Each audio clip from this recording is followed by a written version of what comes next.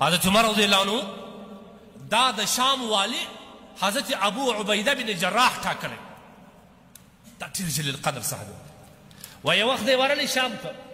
هلته ډېر غټ خلک ناست ابو عبیده هم ناست په دا جامه کې څو پینې لګېدلې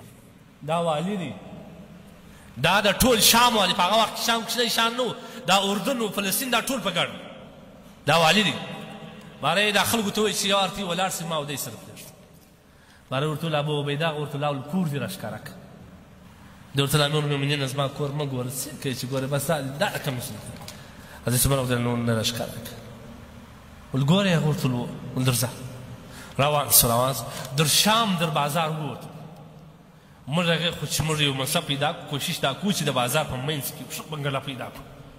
ووسېږه پکې هغه څه وایي وایي روان سم در شام ووت ما چیرې دی ول ته درځه ول بیا روان ځنګل شروع سو باغونه شروع سو مال چیرې دی ول ته خو لږ درځله چې روان سو خامه لار کاټ شوی ول ته چې ورشوه سو مال چیرې مې بیا ما ول دلته زما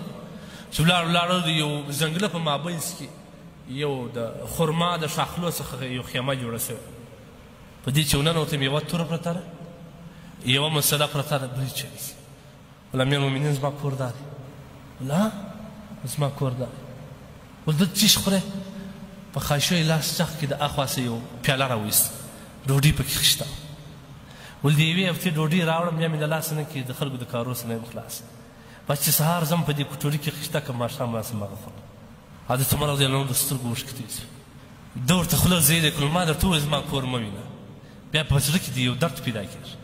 حضرت عمر رضی الله عنه ته وایي تر څو چې دا رقم وفاداره خلک وي نظام به باقي پاتې بیا یې زما عشقه کوي بیا یې 400 دینار ورته راواصل غلام ته به لاس ورکړل دا ورغه ابو عبیده بن جراح چې دی څه پکې هلته ورته ودرېږي ابو عبیده چې راغلی غلام پیسې ورته واخېستې 400 دینار په هغه وخت کې ډېر غټې پیسې دي چې داسې ورته کښې شي ول دا څه شی دي ول دا دینار دی امیر المؤمنین راکړه ول څه په وکړه ول دا د توکل ده د غوښه نه ول تقبل الله منه الله دې ستاسو قبول کړي منځ یې راوغوښته د دینار داسې کښې شو ول دا 10 په پلانکي ته ورکړې دا 15 په پلانکي ته ورکړې دا په پلانکي ته یو دینار حرام ده کې ځان ته راګرځولي ټولې ختمې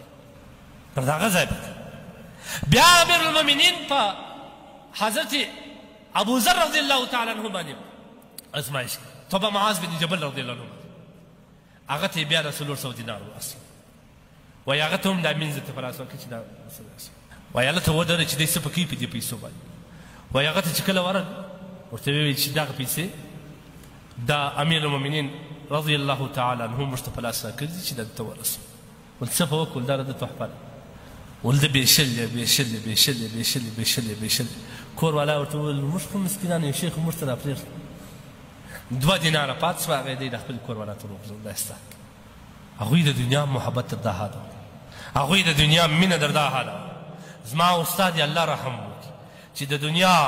د پیسو د ګټلو دپاره حرام هم کوو خلک هم وژنو تاسو دا بله ورځ دلته دا هم سپین ږیري بابا نه ویل دی چې په پیسو یې ویشتلي